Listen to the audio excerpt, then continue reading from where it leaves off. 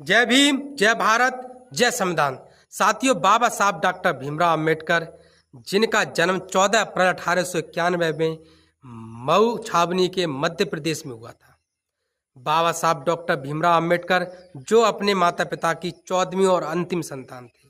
आपके पिताजी का नाम सूबेदार रामजी मालवजी सकपाल था। आपकी माता का नाम भीमाबाई रामजी सकपाल था। बाबा साहब डॉक्टर भीमराव अंबेडकर ने बचपन से ही छुआछूत जाति भेदभाव को झेला था। जब बाबा साहब बचपन में स्कूल पढ़ने जाते थे तो बाबा साहब डॉक्टर भीमराव अंबेडकर को क्लास में यानी कि नज़दीक बैठने का अधिकार भी नहीं था, नहीं तो उन्हें पानी पीने का अधिकार था। जब वो अपना टाट लेके अलग से बैठते थे, अलग कमरे में बैठते थे या अलग उनके लिए व्यवस्था होती थी, लेकिन वो समाज में नहीं बैठ सकते थे, क्लास में नहीं बैठ सकते थे। बाबा साहब डॉक्टर भीमराव अंबेडकर को प्यास लगती थी तो वो खड़े को नहीं छू सकते थे। उनको पानी पिलाने के लिए किसी चपरासी से कह दिया जाता था तो वो दूर से बाबा साहब डॉक्टर भीमराव अंबेडकर छोटे से बच्चे को पानी दूर से पिलाता था। यदि चपरासी स्कूल में नहीं होता था तो बाबा साहब डॉक्टर भीमराव अंबेडकर को बिना पानी के प्यासा ही रहना पड़ता था।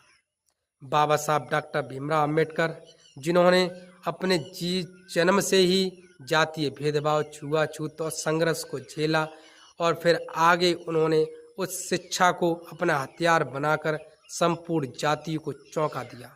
बाबा साहब डॉक्टर भीमराव अंबेडकर ने भारत जैसे देश का संविधान बनाया। उन्होंने भारत के संविधान को 2 वर्ष 11 माह 18 दिन में बनाकर तैयार कर दिया और संपूर्ण समाज को बराबरी का दर्जा यानी कि संपूर्ण समाज को पूर्ण स्वतंत्रता दिलाने का काम बाबा साहब डॉक्टर भीमराव अंबेडकर ने किया। दोस्तों, बाबा साहब डॉक्टर भीमराव अंबेडकर को इतिहास को पढ़ना चाहिए। जिस व्यक्ति ने बाबा साहब डॉक्टर भीमराव अंबेडकर को इतिहास पढ़ लिया, उनका इतिहास पढ़ लिया, उनको समझ लिया, तो वो बाबा साहब डॉक्टर भीमराव अंबेडकर को भगवान से कम नहीं समझेगा। उन्हें परम पूज्य बाबा साहब डॉक्टर भीमराव अंबेडकर को अपना गुरु मानेगा, उनके सिद्धांतों पर चलेगा।